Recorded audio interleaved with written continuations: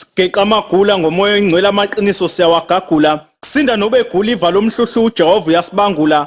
Ngomlando kaBhombela ngobheka mchunu sokulandisa. Sukhoze FM olumaphiko phiko siyandiza. iBhayibheli noShembe kuhlangana phi iningi lokobo kulidida. Okwaye kwaba khona kophinde kube khona umlando uyaziphinda. Dr Mahaye ngolwazo sipha lona ushaya khona. Yazi khona into ekhona bengingazi uJesu emhlabeni usekhona. Khona singakobi khona wayekhona naphakade woba khona. Emlandweni embhalweni lapho khona ukuphila. Emnqamlezweni esiphambanweni lapho sothola khona ukuphila. Okwehlela indlu kaIsrael kumehlele noZulu. Halalisani bantu bomhlaba nani maZulu. Simdumisa ngamacilongo ukusina nesigubhu sifakazelwe imbhalo. Phakama seyifihle kuwe. Maqhumohla ngumsindisi usekuwe. Silapha ngamagama ngomlando siyabethela ukuthi uShembe ubani akusekho ukuqagela. Siphakele Dr Mahaye ngiyinqanawe yangempela. Siphakele Dr Mahaye ngiyinqanawe yangempela. Siphakele Dr Mahaye ngiyinqanawe yangempela. Kanti ungubani uShembe? Umbuzo esibuya nawe ke futhi mesikhuluma ngendaba ethinta ingosi yethu izihlabelelo zamaNazaretha. Sike sathi ukuthi nje ushaka kancane iditho sathi ukuchezuka kuyihloko besilokhu sikhuluma ngenhloso yokukhanyisa kumbe ngokwazisa abantu kabanzi ngendaba ethinta uShembe, ngendaba ethinta uBhombela isitimelo samapondo. Umqalo wendlela ihuka lamahilela. Namhlanje siyabuya ke sokukhuluma ngezinto ezingelona iqiniso ezishiwo abantu bagcina sebeyithatha njengezinto eziyiqiniso zishiwo ngoShembe. Izinto esingayibiza njengezinto eziyimfunduso kumbe ngithi imfundusoze, izinto ezingelona iqiniso. Namhlanje sobheka indaba ethi uShembe wandiza. Kwakuze kube nento eyishwa abantu bethi shame ndiza na point, noma ndiza na point, noma ndiza na pot. Kodwa angazi izinto ezayishwa abantu ngenhloso kumbe nabo bedukisiwe. Namhlanje soyibeka njengoba injalo. Khona udokotela wethu uDr Ngogi Mahaye, uyena kosiphakela kwelasezulwini ibhode ekhuluma indaba ezinkulu. Namhlanje futhi ufake uMnazaretha umhlophe qwa, ungumnazaretha ngisho isifonya sifakile. Ngathi uhlephule kancane nje kwinantsuka basefaka. Dokotela asikubingelele sukamukela. Cengwane umbuzo namhlanje ongibuza wona angiqale ngenza disclaimer. Yep. Ukuthi umbuzo ongisindayo umbuzo onzima ngoba ngangishilo ukuthi sina sezingane. Yeah. Kulolu hambo lasezulwini. Sibancane sizingane nje la ekhaya. Ezalale zacelwa la ekhaya. Yep. Manje idisclaimer nje leyo engiyenzayo. Kodwa ke ubuNkulunkulu sihola ngomoya. Impela macingwane umuntu wayizwa lembudane kaShembe owayikhungula amaphiko wandiza. Lena imbudane yenkohliso nemfundisoze yoqobo. Eyasabalala kulo lonke likaMthaniya. Oqala lombiko wawuzoqeda inyango ubuNazaretha. Ukuba buphele ungasali ngisho isilaphe sabo. Ngeke ngichaze kakhulu ke ngoba sesiyazi njengama South Africans ukuthi ubuNazaretha busho ukuthini. Kanti abelumba babuzange langeni sebehlohle umune esweni likaJehova uqobo. Ngokungcolisa uNkulunkulu wabantu owumoya ongcwele owehle ngembali. Eyadliwa Elizabeth odume ngeleka Stheya, intombi kaMalindi wakwaHadebe ebukhosini basemahlutshini engaphansi kwenkosi uLangalibalela Hadebe. Umntaka kaMeyelisa kaNhliziyo macingane umqalo wendlela wahamba emhlabeni umhla ka2 kuMay 1935. Qala kufanele ukwazi izwe lokho. Okay. Kwawungolwesine ekseni. Isikhathi kwaku9. Umqalo wendlela ukhothamela emzini wamaNazaretha owawetha ngokuthi isemkhaideni. Le ndawo ilaphana esifundeni okuthiwa ingcetshwayo. Eweyisifunda sakithi ekade sibizwa kakhulu ngothunjwa. Endaweni yaseMbangweni. Ngoba khona empangeni lapha isemangweni. Yeah. Yizo zonke imbudane nje ezayibhudanisa ukuqamba kwamagama kwezindawo zilahlekelwe umlando. Emva kokudungezela ke isikhashanyana esathatha iviki. Ngakho ke macingwane sinolwazi thina oluqondile nesilucwaningile nesilitholile ukuthi uShembe wahamba kanjani. Manje kuhlangana kuphi nenhlangakazi lapho kuthiwa uShembe wakhungela amaphiko khona wandiza. Ngoyinhlangakazi seNdwedwe ezantsi neKwaZulu Natal. Lena kwabe kuyichilo uShembe ayephahlekwa ngalo zimbangi zenkolo yobuAfrika ngabefundisi bezizwe ngoba abohlanga angikholelwa ukuthi babe ngavumela lembudane kubona kwangadinga kusiphuzele unwele lubatshele ukuthi sebethinte okungathintwa ngakho ke lo mbiko owasabalala umhlaba wonke akuyena umuntu lona uShembe ofana nathi esigcotshiwe noma naye wagcotshwa wabhajadiswa kodwa kwakuyi-instruction kaNkulunkulu evela ezulwini kusuka emandulo ukuba afike uNkulunkulu azovuselela indulo lethu ngoba indulo laseliphelile ubundulo babungasekho nobuzibulo bethu njengamaAfrika basebuphelile uNkulunkulu wathumela uShembe wayesethi into yokuqala yovusa ngalo akhulula isizwe sabampisholo asikhiphe ekuhluphekeni kuba ukuvuselela kwesabatha abefundisi ke bakhona abafundisi namhlanje sikujabula ukuthi bembulelwa ngoShembe lapha singakhuluma ngumfundisi omkhulu Archbishop we-African Native Baptist Church uReverend M.W. Leshekha owabhabhadisa uShembe ngomhla ka-22 July 1906 uShembe sesentabazwe ngoba lapho uShembe aqala khona kwaba inkinga lathi ngoba wayifike yena ngezwi wathi uyabhajadiswa kwakusebusuku kwenqaba wathi lifikile izwi kimi uNkulunkulu kwakuseweseli wathi lifikile izwi kaNkulunkulu lathi kimi mina ngobhajadisa emfuleni hey madoda banganqaba ukubhadiswa waze wahamba wazofika eBoksburg eGoli kwagcina sekwehleka abafundisi beAfrican Native Baptist Church bazombhabhadisa singakudwebela lokho ukuthi kwakusho ukuthini uma sikhuluma ngeAfrican Native Baptist Church African Native Baptist Church uyafika uShembe ukuphusha iagenda yeAfrika okay wabeka emva kombhabhadisa ke wasebonda kena umuntu lo ofana namanye amakholo ngoba wabe sesukuma ebandleni wathi cha uyamkhulula uShembe akahamba uShembe noNkulunkulu wakhe ngoba akakudeserve uShembe uba ngaphansi kwakhe uShembe uNkulunkulu wakhe uShembe ohlukile wabe semdedela ke emdedela waze waguqa ngamadolo manje lento yenza ukuba ngikhumbule incwadi yezenzo 13 verse 2 kuya ku4 ngibe futhi ngikhumbule incwadi yabaseRoma 9 uverse 6 kuya ku21 ngibe ngikhumbule incwadi futhi yezenzo izenzo 5 uverse 38 kuya ku42 ngaphambi kokuba ekhothama uShembe wavalelisa wakhipha neyalo njengokuthi akokhunjulwa ngomkhuleko njalo ngo9 ekseni wazi waqamba isihlabelelo wathi asohlatshelelwa uma esekhothema akukho lapho uShembe khona akhombisa khona ukuthi wayizondiza namazenzo Elijah nje babesho bephi ufuna ukuzenza uElijah uthungela amaphiko wandiza enhlangakazi ihlabelelo 184 siyalihluba udlu bekhasini uhlabelelo 184 ngoba uthi ngeza ngingedwa elizweni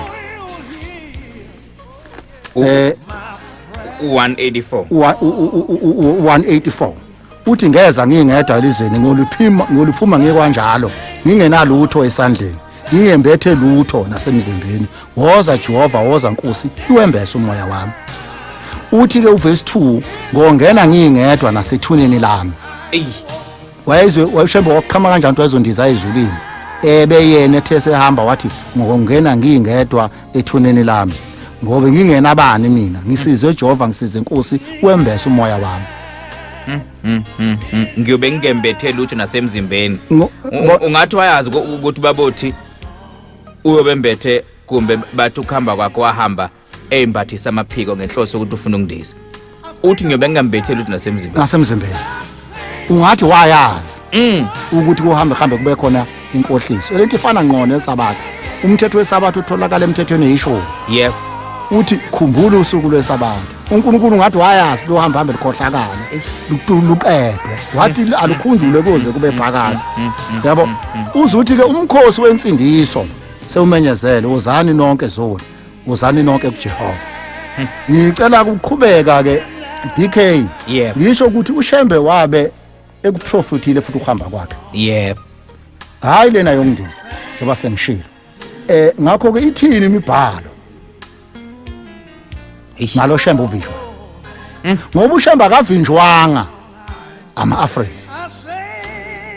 akavinjwanga futhi uShembe inkolo ehlonipha uAfrika ngoba siyabona impapatisi kodwa uShembe uvinjwe inkolo ehambisana nencindezelo yokuthi South Africa yayicoloniziwe yayikoloni okusho ukuthi South Africa uma icolonizwa akukhishwa ngibhamu kuphela kwabe kwakhishwa nenkolo futhi nenkolo yabamba enxaxheba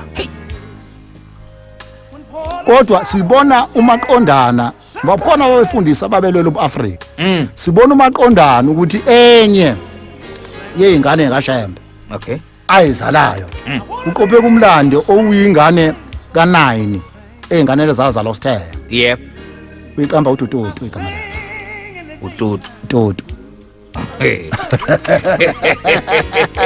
kodwa ngisho ukuthi kuthini hayi ukashe ngidlula nje kuba ke uShembe ke naye waboshwa ephuma entabazo eza la enqamula ezinkanjeni zamabhunu athandaza amajela avula khiphe neziboshwa ayikhonzisa ngaphandle athi yena ngeke kushaya isikhathi usuku lwaNkulunkulu ehleze ngaphakathi evalelwe jele akho wayikhipha iziboshwa ziseqhumeni wafika wayithandazisa kukhiwe eminyango kwabuya bonke ngenhlohlela zezibhamu kwabuya yonke into kwathiwa sokwesibone wabuya nazo iziboshwa kwasevala kwafaka ingidi yonke into kwavala qadaqa kodwa uzoyibuyisela kanjani wavela uShembe wayikhopha avuleka wangena sadedela zonke uShembe nalezo boshwa bangezaboshwa sadedela naye zonke manje lento inkhumbuza incwadi yezenzo yezenzo 5 siqala ukufunda kuverse 22 othi kepha izikhonzi zafika khona azibafumananga entilongweni zase zibuyela emumva zabika zathi indlu yeziboshwa sayifumana ivaliwe iqinile impela nabalindi bemi eminyango kepha sesivulile asifumananga umuntu phakathi uthi ke uverse 25 kepha kwafika omunye wababikela wathi bhekani amadoda ebeniwafakile etilongweni ethempeleni afundisa abantu noShembe ephuma entabazwe ukhipha iboshwa uyoyishomayeza ngaphandle uyikhipha kule ndawo ebumnyama lelevala khona kodwa manje siyofunda eBhayibhelini futhi ukuthi bake baboshwa abapostoli kwenzeka something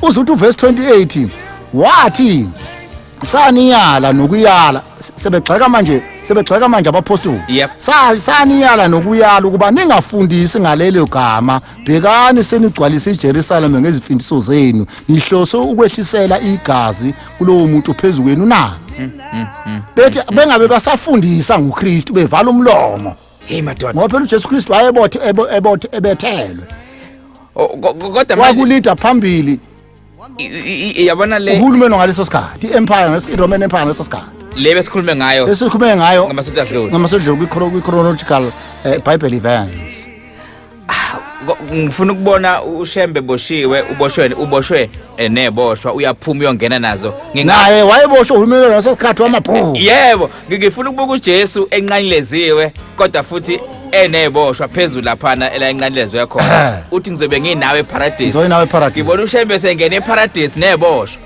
impela injalo indaba u28 ukuthi kepha uPetro nabapostoli baphendula bathi okay ephendula umbuso ke manje egcawini amacala baphendula bathi simele ukulalela uNkulunkulu kunabantu uNkulunkulu wawo baba wamvusa uJesu uNkulunkulu wawo baba wamvusa uJesu uNkulunkulu wawo baba ubuka ukuthi uShembe mayikhuleka noma sikhuleka sivamisa ukukhula sithi uNkulunkulu wobaba bese siyabasho uNkulunkulu wokhokho bethu uNkulunkulu wokhokho bethu uthi lo uNkulunkulu wobaba ongathola bengaseke ngisho emhlabeni njalo abangasekho ngisho emhlabeni hey uNkulunkulu wobaba wamvusa uJesu enambulala nina ngokumphanyeka enambulala ngokumphanyeka emthini uNkulunkulu wobaba uthi uNkulunkulu lo owavusa uJesu uNkulunkulu wavusa uJesu ethuneni Yep. emva kokuba bemphanyekile uthi uNkulunkulu lowo uNkulunkulu wobaba usungabuye ukhumbule kuMose methi uNkulunkulu ngizothi Mose ngizothi ngithunywa ubani uthi uNkulunkulu oyihlo namhlanje kufuneke silalele imfundisezo ethi uShembe amayikhuluma ngamasiko ekhumbuza abantu ukuthi bazala obani kuthiwa ayikho lonto leyo kuthiwa i-wrong lona kuthiwa i-wrong lonto kodwa uNkulunkulu uyabazi oyise kodwa uNkulunkulu uyabazi uyise yabo uNkulunkulu uyabazi kodwa kuthiwa thina simanga uShembe masikhumbuza obaba kuthiwa ngasukusikhumbuza obaba uShembe obaba amadlozi ithe engasathi edinga uba ibuye ikhunjulwe kodwa khona incwadi yabaseKorinte ethi ngakhohlwa abalalayo ngakho ke macingwane bekubalekile ukuthi ke sikhulume ukuthi ke uShembe lona ogcekwa kangaka uShembe wayimpela maAfrika ngoba ufuduka kukakhokho wakhe umzazela ufuduka lapha endaweni yakaceze emahlabathini emzini wakhe kwaNontanda Bathakathi wakhe kwaNontanda Bathakathi ngoba kwakuthi abantu abagwetshwa inkosi mhlawumbe kufuneka bebulawa ngaleso sikhathi ebese bacela uShembe ukuthi abeze uzobenza abantu abazombela imithi kwasethiwa uthanda abantu abadakadayo kwasethiwa umzwakhe waNontanda Bathakathi kodwa sekufika izwi lithi akahambe lapha ngoba uzohamba echitheka igazi kuzinkosi ezobe inamandla ethunye nayo uNkulunkulu ukukhandisa izwe kodwa manje mengiyilandela ngomqondo wami omfishane nje kaNontanda Bathakathi wengafuni ukuchitheka igazi wengafuni abantu bebulawa uma sezochitheka igazi uNkulunkulu uthi akasuke ikhonto engilandelayo lapho ukuthi wayevela uNkulunkulu emkhethile lo muntu uthi akasuke ngoba ukhalweni lakhe kuyozala abaprofeti ulento usuku umzazela uyahamba kuthiwa ngokukhulu ukusheshsha wathatha imithwalo wahamba wasuka wahamba wazolinkanisa eDrakensberg yep endaweni okuthiwa iseWembesi emtshezi wayokanisa khona esendleleni engakafiki uNkulunkulu wasefika esethi lapho yakhona ungabisayibiza ngokhumalo ngoba umzazela wakakhumalo sibona wakhumalo bangabantu ungangoni yep wathi ungabisayibiza ngokhumalo oyifika uyibiza ngoShembe shoot it's like a combat name ukuthi la usuya khona manje ungabisayibiza ngobani na ngokhumalo uShembe uqhamuka lapho igama noma isibongo sithi nje Shembe siqhamuka lapho nje himatha kushintsha ukhumalo manje kuthiwa wafika wakhe ezweni lamahlubi enkosini uHadebe entaba mhlophe uShembe ke simbona ke efika lapha entaba mhlophe ke akha khona uShembe wazalwa ezalwa uSitheya uSitheya wethuka ngoba imbala yayidlile yayithe usedla uShembe makufika abantu bemesangweni bethi bezocela kuthiwa abakwaShembe futhi nabo yahlangana manje yahlangana lento wangabe sena indlela ukuthi uzothini wacelwa ecela ebukhosini bamahlubi walonga nakwaShembe kwaba nesibusiso ke lapha kwaShembe noma kwaba nezinto ke ezenzeka eseyikhomba ukuthi phela uzozala umsindisi ngoba ingane yakhe yokuqala kwaba uNozinyana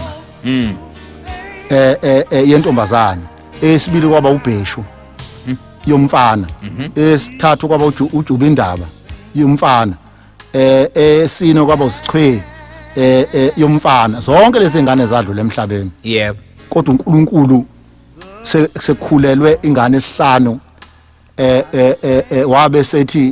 wabe sethi uyisumayekisa usezo lengane ayizele lengane ekhulelwe igama layo uMdlwamafa ngoba kwasekuvelizwe ezulwini ukuthi lengane ngeke isafa igama layo ke uShembe igama layo ke uShembe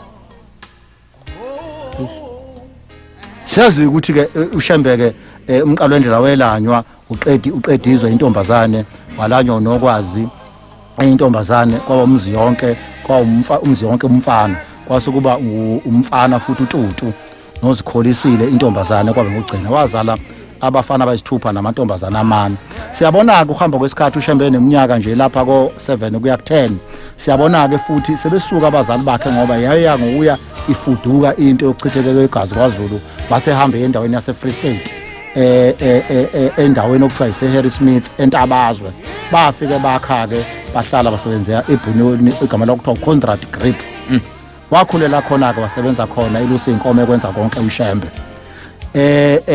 Emva kwalokho uShembe-ke uNkulunkulu wakhuluma naye isikhathi eside naye nenkani engafuna ukuthatha izinto enkosi ngeke ngisakhuluma ngoba isikhathi asekho kodwa-ke wabe sesuke ehambe enqamule ey'nkambini noba ngisho igame-ke okadibana nazo nokufika esontweni wakunele kuthandazene esontweni lasewele busolasithi kwakuyi-wetsale kunakho nohlabelelo 185 elithi usizi nalo lomilotho sama-wetsale lesiyana kwakuvela abantu basinde baphuma izifo kwacaca ukuthi lo muntu ola powerful ukudlula kwayena umfundisi ongaphambili wagcina kuShembe-ke selifikizwe-ke lemthuma ukuthi silimthuma khona-ke Natali uShembe wafikele emsizini waqala ukudibana nomfundisi uReverend Mathe weBaptist Church owamukela kahle kwaba mnandi futhi ukuhlala naye wadlulela emseni eshumayela ibhabhadisa abantu ekhipha izifo wadlulela koBorders Hill lena njalo indawo yamaqadi ngalesa sikhathi kwakuyindawo yakwaNgcobo kuyindawo yamaqadi wadlulela koBorders Hill aye baphendula abantu abaningi wayebanika umshumayeli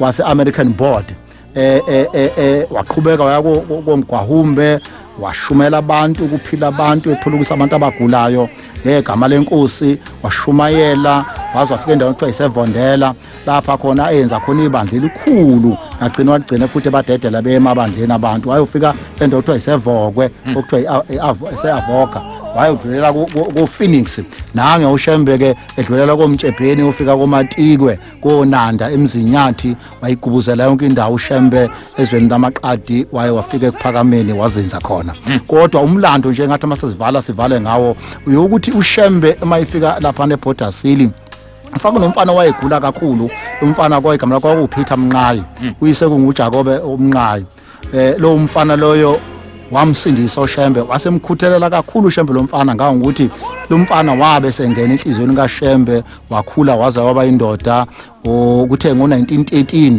uShembe wasemthuma wamthuma entabazwa ukuba alande abantwana bakhe ababesele entabazwa ngoba wayefike ehamba yedwa enqamule ehamba yedwa yena-ke lo mfana lowo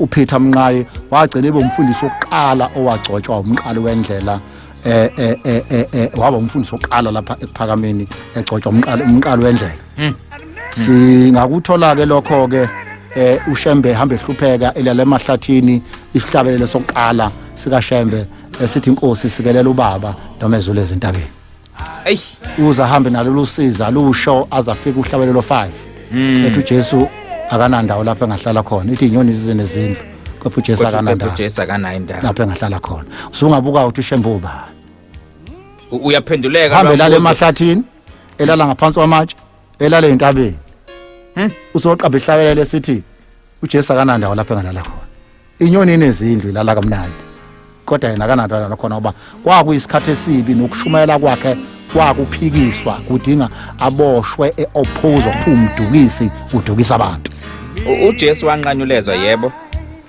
noShembe ufana nomuntu owanqanyulezwa ngoba lamanga amangaka ejivazwa ethukwa ebekwa kabi exekwa kuze kuthiwa noma engasekho wandiza babemnqamleza awukho umnqamlezo odlula lowo ngoba futhi wasebenza kakhulu ngoba ayizange nje izithathe indaba kaShembe serious nakho konke lokho esikhuluma ngakho nje namhlanje siyabonga ngoba kunye sikhotha encwadini ebhala ukuthi Isikhonzi seNhlupheko ekhiqizwe ngo2019 upage 37 kuya ku44 ebhala uadvocate uTH Mlando siyabonga right sibeka la namhlanje ingozi ihlawelelo zabaNazaretha engicabanga ukuthi kukuningi okuzosile nangokuzaso besikhona ungalinge uqhele kuningi uDr Mahaye aphethe okuthinta uShembe kanti ngampela ungubani uShembe Teach me to sing